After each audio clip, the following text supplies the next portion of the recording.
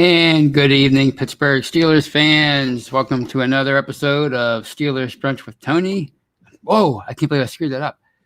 Wow. No, I'm just kidding. I did that on purpose. It's the Steelers Friday Night Six-Pack. And I'm your host, Tony Defeo, as always. And thank you for joining me on this fine and lovely Friday evening. If you're watching live on YouTube or Facebook, if you're listening on an audio platform, I hope you're enjoying the first day of spring if it's Saturday, because it's really beautiful here in Pittsburgh, and I hope it is where you are as well. We had a pretty rough winter here, and I am so looking forward to spring and, of course, summer.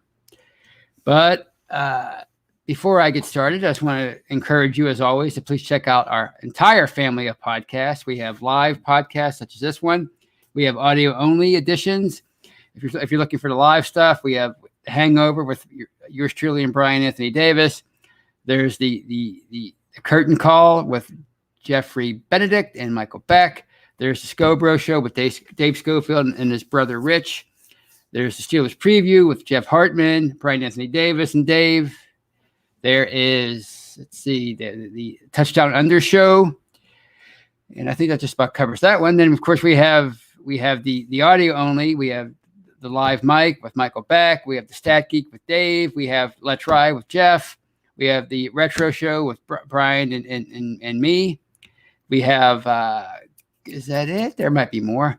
The War Room's a good one. The War Room's a good show. It covers all things salary cap and transactions. And, of course, please check out Behind the Steel Curtain, the website where we bring you at least 10 articles a day. And that's just depending on what day it is. If there's a lot of breaking news, like on Friday, then you can maybe 10, 15, 20, 30, who knows how many articles. It's just, we're always on top of things. Jeff, Dave, Michael, Brian, everybody, we're always on top of it. If there's a breaking story, you can find it there. So please check it out. As we like to say, it's your one-stop shop for all your Steelers needs. And already I have a $10 super chat by Double H that I have to get to. $10. Well, thank you. I think that might be the record for me. I'm not sure. Thank you, Tony, for keeping us informed and entertained this offseason. Well, thank you, Double H. I'm flattered. I don't know how informed I'm making you or keeping you, but if I can entertain you, that's fine too. So thank you very much. I was very, very generous. And let's see who we have in the live chat before I get into this week's and today's news. We have, of course, Double H, Danny Owens Jr., Mark Davison, one of our great friends from Australia who do a great job on the site and with the podcast. Please check those guys out. Those guys are awesome. They're really knowledgeable. I live like 5 minutes away from Heinz Field, and those guys are in Australia, and I think they know way more about the Steelers than I do. It's crazy, and I feel ashamed, but that doesn't mean that doesn't make them any less great. They're awesome. So please check those guys out. There's Gyro, Chad Landsman, Mule Skinner, Russ Obenstein, Kenneth McNair, George Teston, Kathy Ford, Stacy Lynn. The list goes on. You guys are awesome. Thank you for joining me on this Friday night. And boy, do we have a lot to talk about. And I think I have another. Do I have another? No, I don't. All right. Just I'm just rambling on and on. If I missed you, Ezra, everybody, thank you. But it was quite the first week of free agency for the Steelers. As you know, the NFL's free agency period kicked off on Wednesday. It actually kicked off on Monday with the quote-unquote legal tampering period, 48 hours, Monday and Tuesday. But really, it was just a way for a bunch of teams to get deals done without making it official. So even before Wednesday rolled around, Steeler fans were pretty sick, pretty worried, and but I don't know why. I mean, we kind of knew how things were going to go. You know, they went into the week $6 million under the cap. We all knew they weren't going to be able to do a whole heck of a lot this year, at least not any major moves, any big moves. And we knew they were probably going to lose some guys, and the players that they did sign wouldn't really move the needle all that much, and it'd probably be a lot of their own players, and there'd probably be exclude them from being quote unquote winners in free agency. But I'll get to that a little bit later. But the big news of the day, of course, the big news that I wasn't expecting, that was I felt like Vontaze Burfict going after Le'Veon Bell that one Monday night a few years ago, and that was the contract signed by Juju Smith-Schuster this afternoon. It was announced on Friday afternoon that Juju will be back in 2021 on a one-year deal that will pay him $8 million, 8.25, whatever it is, $8 million. And I was shocked. I did not see that coming. I figured he would go out and get a multi-year deal with another team. And I'm sure he tried. But it was an unusual market this year with the salary cap being so low. It was 182.3, and it was supposed to be over 200 million. But because of COVID and the loss of revenue last year, it shrunk to 182.3. And I think Juju got caught up in that unfortunate mess. And in a normal year, he probably would have got a more substantial deal, a multi-year deal, but he just couldn't find it this year. Reportedly, he had several options on a one-year deal. He could have signed with Kansas City, Baltimore. I think the Eagles were in the mix for a multi-year deal, not just a one-year deal. But he decided to come back to Pittsburgh, and I'm actually, the fan in me is happy. And if you listen real closely, you can hear a bunch of little kids, thousands of little kids all across Steeler Nation cheering and applauding and jumping up and down, because I think when it comes to the little kids in Steeler Nation, Juju has always been a rock star. I went to the 2018 training camp with my brother and my little niece, and it was like the Beatles were in town. Every time Juju made an appearance, every time he did anything, all the little kids cheered. He's just he's very popular with the kids, but he's popular with everybody, with most people. I mean, he has his detractors, but what are you going to do? It's just how it is, and everybody, nobody's perfect when it comes to the accolades. And wow, before I continue, I have a $20 super chat from Just Me, one of our regulars, and I can't wait to see what this says. Let's see. And by the way, thank you for the $20, Just Me. And she says, been missing a few shows, but didn't want to miss this one. Here's to you, Tony, and the football gods from my relief check. Wow. Thank you. That's a fantastic, a stimulus-induced donation by Just Me. And I once again, I'm flattered. And wow, I have another one that I missed for $4.99. I have to see who this is from. Russ Obenstein. Thanks, Tony, for all that you do. Think we trade for Chase Vinovich, such as Samuels in the fourth. I don't know about that one.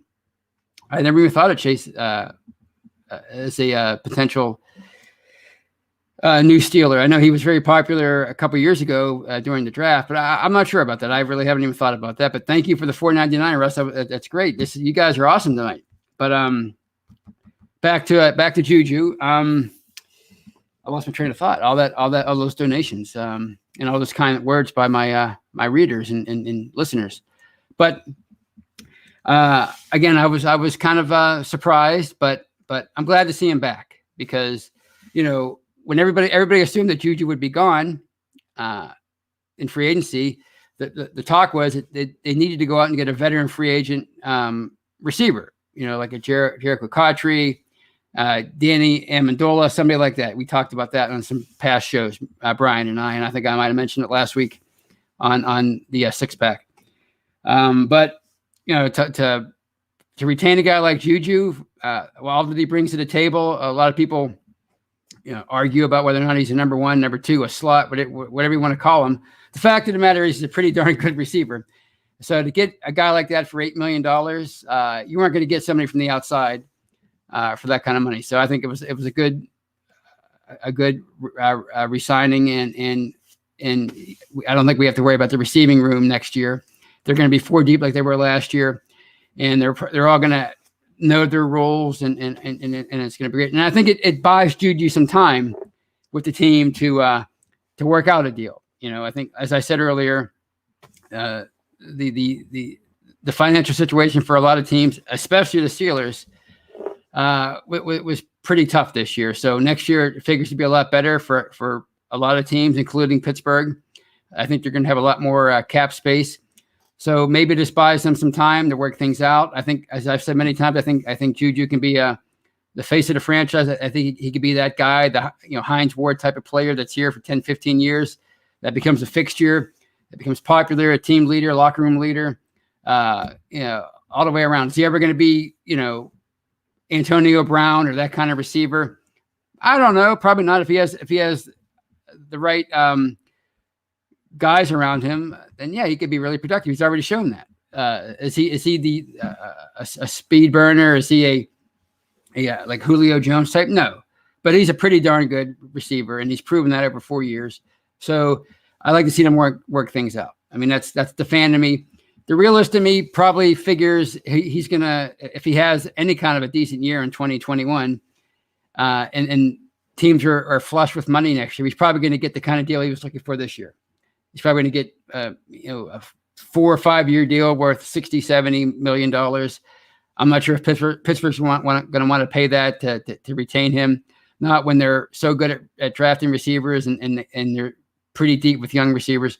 So the realist to me is probably expecting him to leave again next year, but we'll see. I was pretty darn confident that he would leave up until 5 seconds after I heard the news that he signed today. So we'll see what happens. But it was a great pickup for the Steelers. I think to retain Juju and keep that receiving core together.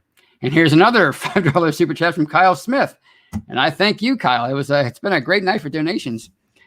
And he says, I love Ryan Clark, former Steeler safety, great underrated guy, playing alongside Troy Polamalu all those years. Could not have been more underrated.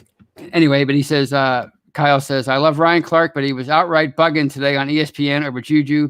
If you haven't seen it, the amount of people hurt over his decision is just weird. Well, I mean, I don't know why he was bugging. I don't know if he was upset with Juju for coming back or upset for Pittsburgh for signing him again. I don't know. I didn't see it. I don't get ESPN. I guess I could find it online, but again, it was a weird time this year. It was a weird free agent market. I think the top guys were going to get their money, but anybody a rung or two below, a tier or two below, it was a question mark. You didn't know. There are a lot of teams out there that didn't have a lot of money to throw around, and again, in a normal year, Juju might have signed the deal he was looking for, but this year, maybe he had to. Maybe he thinks of himself as the number one receiver. Maybe a lot of teams don't view him that way, and they didn't want to give him the money he was looking for. So he figured, okay, I'll go back to my old team. I'll make a pretty decent buck in 2021. I'll try to prove my worth, and I'll go back on the open market next year. We'll see. I don't think as far as when you at first I was kind of confused over the $8 million because I looked at the numbers this morning and they were $4 million under the cap. So on a 1 year deal, how are they going to be able to afford Juju at $8 million for 1 year? And then I discovered that it's the reason, the way they're going to be able to afford the contract is a lot of the money is going to be $7 million of the $8 million is a signing bonus, which can be spread over like some voidable years beyond 2021. I didn't really know that was a thing until Ben's deal, and you see a lot of deals being worked out that way since then. So in that context, it makes a lot of sense because they retain him, and yes, they're going to have to there's going to be some money they're going to have to pay on account for over the next few years. That is if they don't work out a deal for him, some dead money. But as far as 2021, it's a pretty good deal for them. So I like it. Now that's the first bit of big news that come along today, and right around the time that we found out about Juju, news broke that Steven Nelson, a really good free agent acquisition for them back in 2019, cornerback from the Chiefs, a guy who's been so good. I don't think anybody, he's been so just consistent and such a almost like a shutdown kind of guy. I'm not even sure if anybody even knows what Steven Nelson looks like because he's hardly ever on TV. It seems like he takes the other team's receiver, shuts him down. At least that's my perception. I'm not an expert. But he's been pretty darn good. And word leaked that the Steelers have given him permission to seek a trade. This is the last year of the deal that he signed back in 2019. He's due, I think, $8.25 million. So word has it they were trying to work out an extension, and evidently they couldn't come to a deal. And now the Steelers are giving him permission to seek a trade. And when I heard that, it just didn't make any sense to me. Like, if you're the Steelers, why would you let that guy walk away? I know you would save $8 million against the cap by trading him or cutting him, but good luck getting a cornerback of that value for $8 million on the open market. And as far as guys like Justin Lane and James Pierre and even Cam Sutton, who they just signed to a new deal to be the slot corner. I mean, I don't know if any of those guys are capable of the kind of play that Steven Nelson has given Pittsburgh the last couple of years. So my only opinion on that, or my only conclusion is, and of course it's just speculation on my part, is that they try to work out a deal and Steven Nelson wants paid right now. It's not that they the Steelers are giving him a sign an extension or else kind of thing. I think maybe he was doing that. He wants, I think he values his play and his production and his rankings maybe a lot more than other people do. And I think maybe he feels like he signed a below market value deal a couple of years ago, at least according to how he's played the last couple of years. And I think he wants paid right now in the form of guaranteed money. And I'm not sure the Steelers are ready or willing to give him what he wants. And he's now seeking a trade to a team that's going to maybe give him the deal that he's looking for. It has to be what it is. It has to be what it is. I mean, you're the Steelers. You asked Ben to take a pay cut to restructure his deal, or at least on paper restructure his deal. He signed a 1-year deal, but there's some voidable years. So you save money doing that. You brought him back. You lost Mike Hilton in free agency, which everybody was prepared for. You retained Cam Sutton.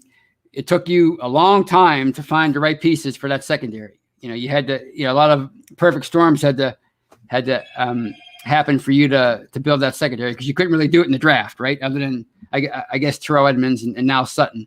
But Mike Hilton kind of fell in their lap. He was a surprise in 2017.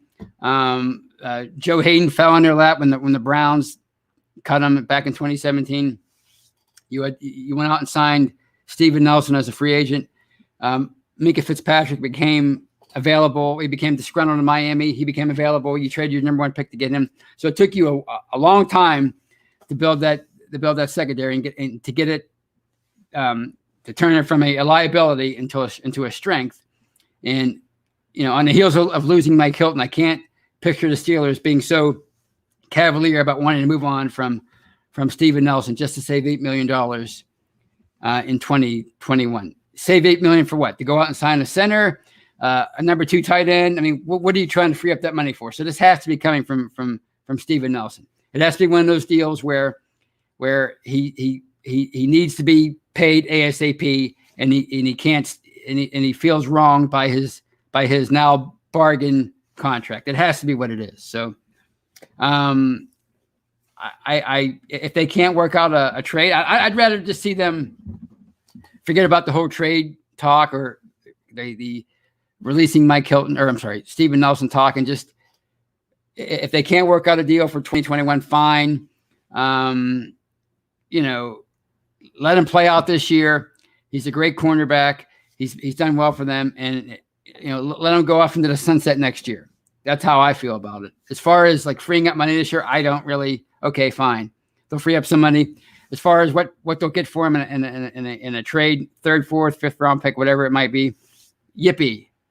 Whatever happens, I can't possibly see them being better off without Steven Nelson. I just can't see it. I mean, they've already suffered some losses on defense. I think I'm confident, or at least optimistic about some of the replacements that I'll talk about later on in the show. But this defense has really started to come into its own in 2019. It was hurt last year by injuries. I hate to see somebody like Steven Nelson go. So I hope they're able to work something out. If not an extension, which looks like that's off the table, at least play nice this year and play out the last year of your deal and take your chances next year in free agency. I just hope that's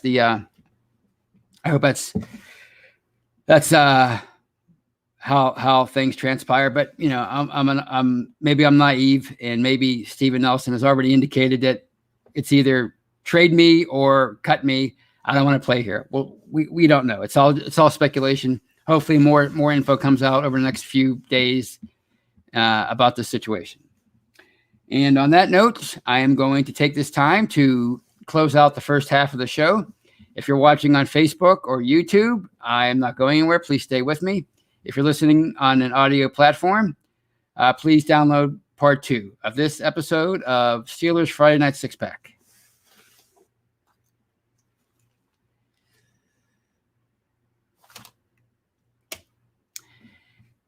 And welcome back, everybody. Welcome back to part 2 of this episode of Steelers Friday Night Six Pack. I'm your host, Tony Defeo, and we spent the first half of the show talking about Juju Smith-Schuster and his surprising one-year deal to come back to Pittsburgh for 2021, and of course the trade rumors surrounding Steven Nelson, the really good cornerback that they signed 2 years ago in free agency. The guy that a lot of people were kind of leery of when they signed him, like, oh, this guy didn't have great PFF grades, or he was one of the most targeted corners of 2018. But I mean, he's been fantastic since he's been here.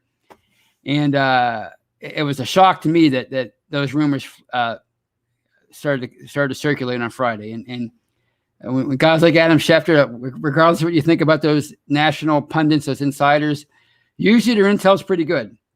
So when they say something, when they leak info like that, there's usually truth to it. So it's unfortunate that Nelson is now on the trading block apparently, but hopefully, in my opinion, I think it would be best if he at least plays out 2021 with the team and then goes through into free agency next year. But that might not be a realistic hope for me. And let's see what we have here.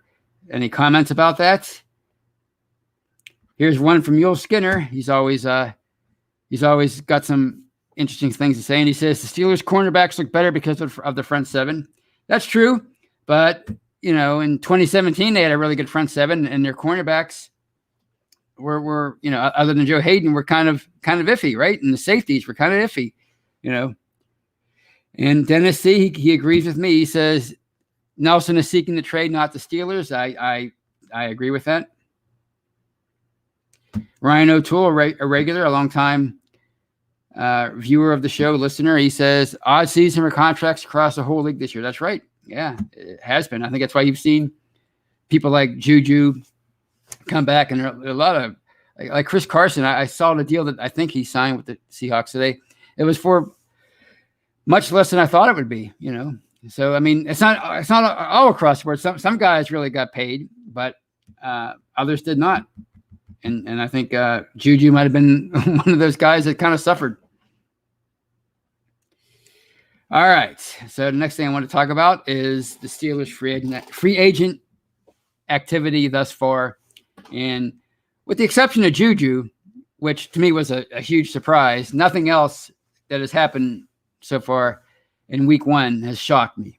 I mean, they starting with the Mike Hilton news.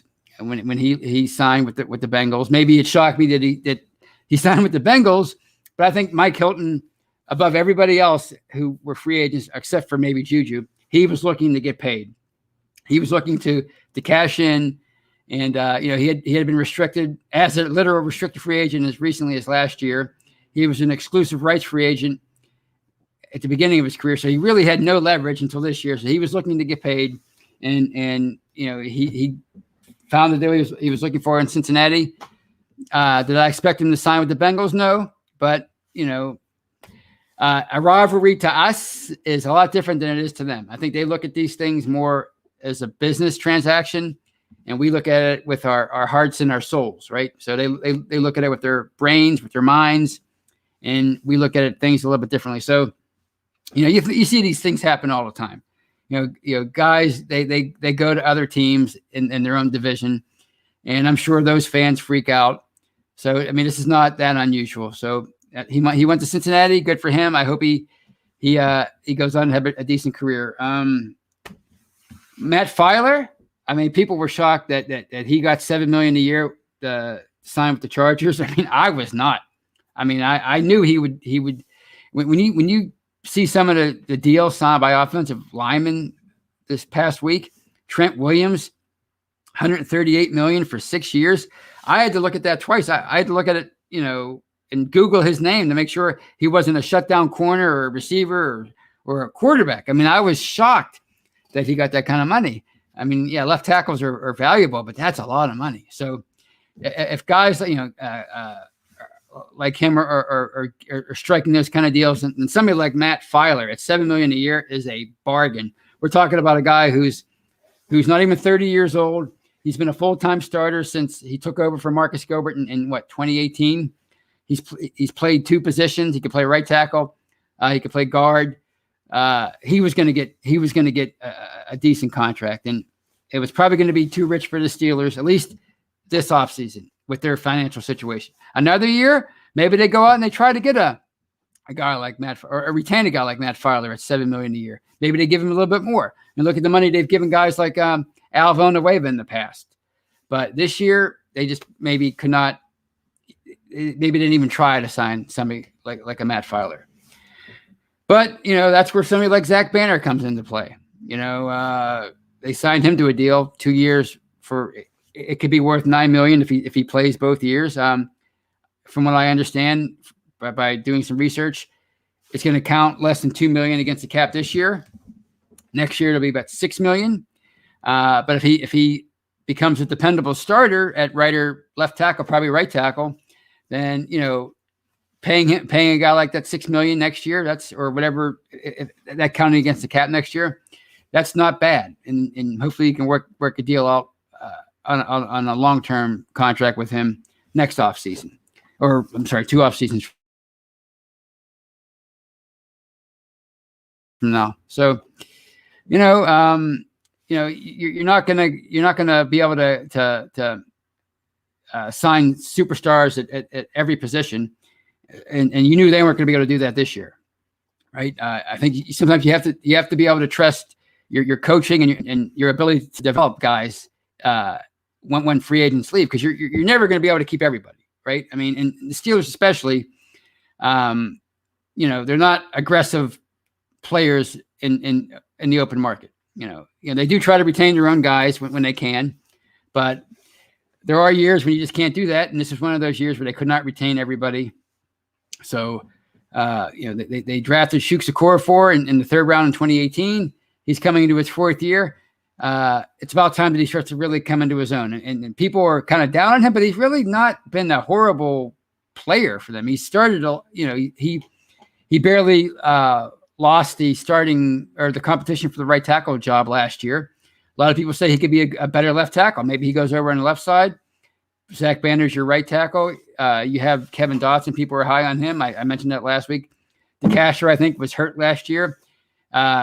He's a perennial Pro Bowler when he's healthy. At least he was up until 2020. Hopefully that was just a fluky year last year.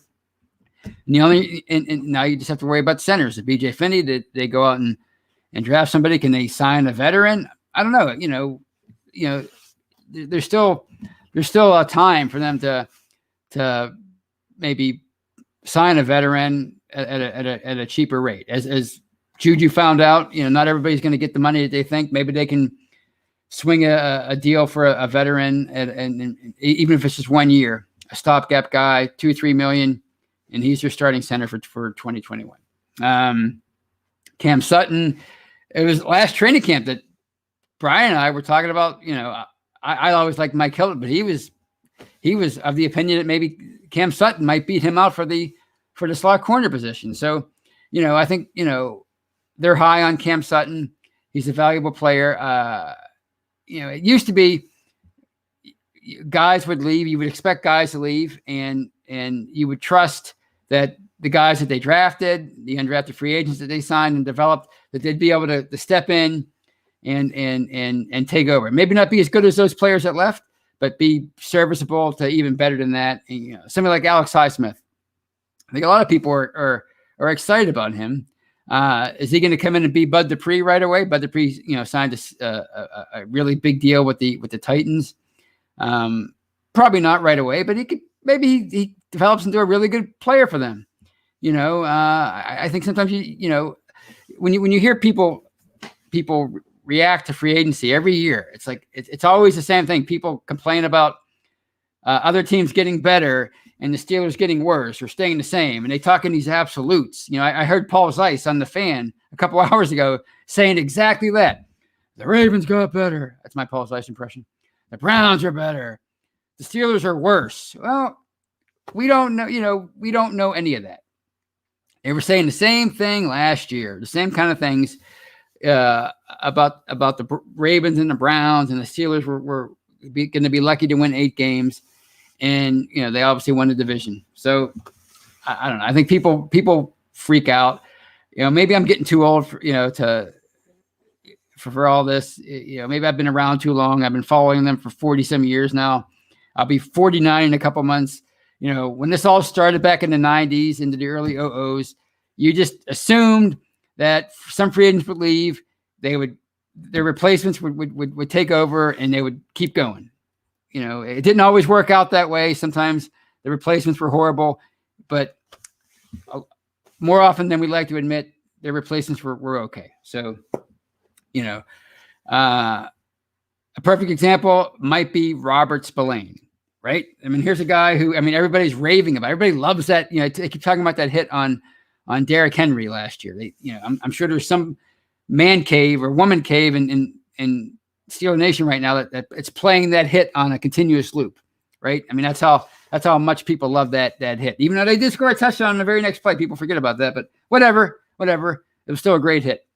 So there's somebody that you had to cut Vince Williams, who's one of my all-time favorite Steelers. I love his story, but you had to cut Vince Williams because he became too expensive. When his first year here, his signing bonus was $78,000. By the time he signed his last contract, I think it was $6.4 billion. Wow, maybe that's for quarterbacks in a couple of years. $6.4 million. So he became too expensive. So you have a guy like Spillane he flashed some potential last year. He's an undrafted free agent. There are a lot of one hit wonders. Maybe it was too small a sample size, and maybe we'll all be a little disappointed next year. Maybe he just doesn't have it. Maybe he's just a backup after all. We'll see. But you bring a guy in like that, you develop him, you put him alongside Devin Bush, and now you have yourself a guy who can start for 4 or 5 years, like you had with Vince Williams. It took him a while. He came. I love the Vince Williams story. He was a 6th-round pick in 2013. He wasn't expected to start, but Larry Foote got hurt, and he was thrust in. That was another year where the Steelers had some financial problems in the offseason. They really couldn't build the kind of roster that they needed. So their margin for error was pretty slim. And that very first week against the Titans, they lost Marquise Pouncey. They lost the kid from Pitt, the running back that they signed from the Cardinals. I forget his name. He had 3, one of those guys like with a hyphen name. I forget his name. Steven Towling, I think his name was. He got hurt, and of course, Larry Foote got hurt. So their depth at inside linebacker was pretty bad. I think there was some guy that they signed from the Arena League that was starting at some point that year. I forget how that went, but Vince Williams started 11 games that year. He didn't do great, but he gained some great experience, and within a few years he was a starter. Once Lawrence Timmons left, he became a starter alongside Ryan Shazier, and he was really good. He was limited. He was a 6th-round pick. He wasn't great in coverage. He wasn't the greatest athlete ever. He wasn't one of those guys that can go sideline to sideline and cover a lot of field, cover a lot of ground. But he was a really good football player. And sometimes you need to find people like that. You need to develop people like that because you're not going to have a star at every position. And I think that's a good lesson for Steeler fans and media members to learn and something to remember. You're not always going to have – you can't have superstars at every position. You can't have Pro Bowlers and all pros at every position. Sometimes you have to take those down-the-liners and develop them into really good players. And that's what they did with Vince Williams. And there's no reason why the same thing can't happen with a Robert Spillane. And I think I missed a couple super chats. And here's one from Ball and Cookie, $5. And he says, or she says, what do you think about having to trade Nelson because we brought back Juju, and what moves need to be made after trading Nelson? Well, I don't think they're related. I thought they were right away initially. But once you hear how Juju's contract is structured, I think they're totally unrelated. Because think about it. You spent all these years drafting receivers, and you set yourself up nicely to in the receiving room. You have obviously Deontay Johnson, you have James Washington, you have Chase Claypool.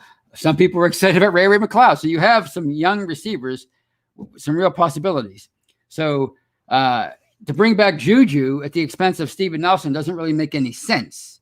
Because, I mean, those guys are harder to find, those shutdown corners. As we well know, people talk an awful lot about how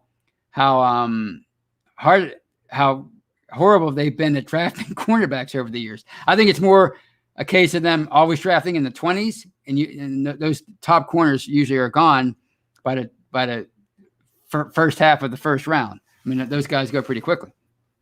I think it's more, it has to do with that than anything, but the reality is they struggled for years to build a secondary. So you have a guy like Steven Nelson. He's 28 years old. He just turned 28. Why would you bring back retain a player from an area of strength and at the expense of a player at an area that's always been hard for you to find good players, and that's the secondary. So I don't think those two things are related. You know, if it were up to me, as much as I love Juju, I'd rather have Steven Nelson than Juju, because I think you need Steven Nelson more than you need Juju. So I don't think those two things are related. I think it's just a coincidence. I think, as I said earlier, I think it's a matter of Steven Nelson wanting to tear up his contract and sign an extension and get the kind of guaranteed money that maybe is closer to a number one than a number two corner. And I think he feels like he's worth that. And maybe the Steelers feel differently. So that's what I think that was. And I think I missed another $20 super chat. It's up here in the corner. And I can't find it on my, but it's from George Teston. And I thank you for that. I can't bring it up on the screen, unfortunately, but I'll read it. And thank you. I appreciate all these super chats, especially, wow. He says, hey, Tony and BTSC fans, I really, really hate to ask this, but do you think the Steelers would turn around and trade Juju for a draft pick or two, or even another player? I hope not, but just to put it out there. Honestly, no, I don't think that, because it's basically a 1-year deal. Yeah, there's some voidable years, but Juju's making pretty much all the money this year. So those voided years mean nothing beyond this year. So basically it's a 1-year deal. It's just a fancy way to spread the money out so they can fit him under the cap for 2021. So no, I don't think they're going to trade him, because I don't think they're going to get much for him. I don't think there's any value in a receiver on he's a rented player essentially. So no, I don't. If they did trade him, it wouldn't be for much more than maybe a 5th or 6th round pick. They're not going to get a whole lot. If he was under contract on a multi-year deal, team friendly multi-year deal, then maybe, I would say yes, but why would they sign him and then trade him anyway? I mean, if they were going to trade Juju, they would have done it a year or two ago, not after re-signing him. No, I don't think that's going to happen. But thank you for the $20, George. That's very generous. And thank you for everybody again for all the incredible super chats tonight. I'm at a loss for words, if you can believe that. So. Here's one from Kyle Smith, a comment, and he says, and by the way, I'm going to take the rest of the show and answer your questions and highlight your comments. And Kyle says, Hilton will be back on the Steelers in 2 years after the Bengals squander his skill set. Maybe. I mean, we'll see. I don't know. I mean, I was sorry to see him go, but I understand why he left. I mean, he was too expensive, and they had alternatives. Cheaper alternatives that maybe, it's just the nature of the business. And here we have, let's see, go down the line. What else we have here? And here's one from Just Me. She says, we love you, Tony. Mule Skinner says, "You earned it, Tony." Well, it's not coming to me, but I appreciate it. I accept the money in BTSC's honor, but it's not for me. But I do appreciate the love. And what else we have here? And here's one from Russ Obenstein, and he says in a comment to Mule, they must have been going back and forth about Juju. I don't think Mule is a big fan of Juju, if I remember my live chat participants from the past. And he says, Mule, I think Juju stays and retires a Steeler. You never know. You never know. There's going to be more money to play with next year. And you know, again, once Ben goes, you're going to need somebody to be the celebrity, to be the face of the franchise, sell the tickets. Not that they need help with that, but, you know, Juju certainly a perfect candidate for that, at least right now. Here's one from Double H about LJ Fort, who was let go by the Ravens the other day. And he says, LJ Fort might be a good vet minimum signing if we can afford it. Yeah, well, I mean, they certainly are going to need depth. I mean, you have Spillane and you have Bush. Spillane, unless they draft the Zavin Collins prospect, who Brian and Michael Beck and a lot of people are high on. They're definitely going to need depth behind Spillane and Bush.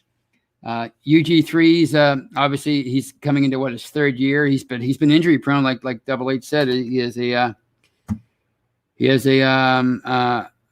unreliable back, and but you also have Marcus Allen, who is a sort of a hybrid inside linebacker / safety. So there's bodies there, but quality depth, not necessarily. So maybe somebody like an LJ Fort would be a possibility, but maybe he wants to start somewhere. I don't know.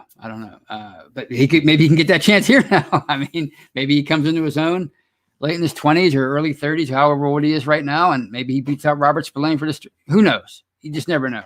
But I wouldn't be opposed to it. I thought when he was here before Devin Bush arrived that LJ Fort was the closest they had as far as an athlete to Ryan Shazier after he got hurt. So you never know. I mean, these pieces don't always come together over the first few days of free agency. Sometimes they don't come together until the final cuts at the end of training camp when other guys become available. So I tend not to get too up or down, high or low when it comes to free agency, because I know how the Steelers operate. I think we all do, but when you hear these national pundits out there, this team's a winner and that team's a loser and this team got better and that team got worse. It's hard to hear. I get it. It's hard to take as a fan. I get that. But we're still early. It's only been a few days. Literally, it's only been a few days since the free agency officially kicked off on Wednesday. So a lot can happen, especially this year when it's such a fluky year. And let's see here. Here's one from Kathy Ford to Punta Kumba.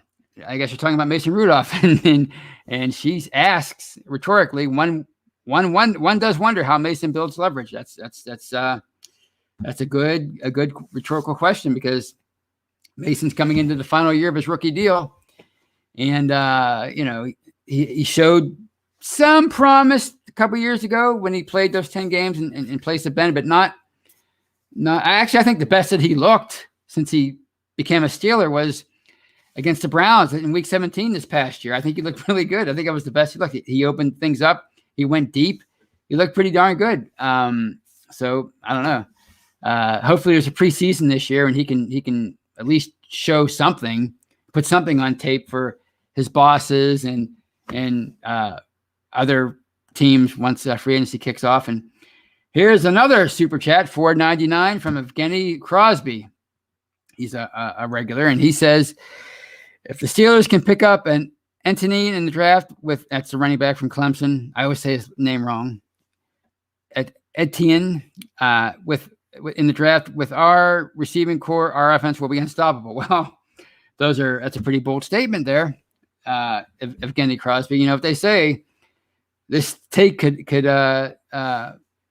age poorly, but I think they have to if they can restore their offensive line to at least it's close to being what it was in its heyday, that'll go a long way towards really fixing that offense, especially that running game. I think that's that player is exciting. Obviously, Najee Harris is an excellent, exciting prospect. Who knows what direction they're going to go in at running back? But if they can get a young stud in here, like Le'Veon Bell was back in 2014, I'll certainly take it. I don't know if it's going to be in the first round. I don't know if it's going to be Etienne. I don't know if it's going to be Harris or somebody else. But if they can, I think when you look at the receiving core, Chase Claypool's the deep threat.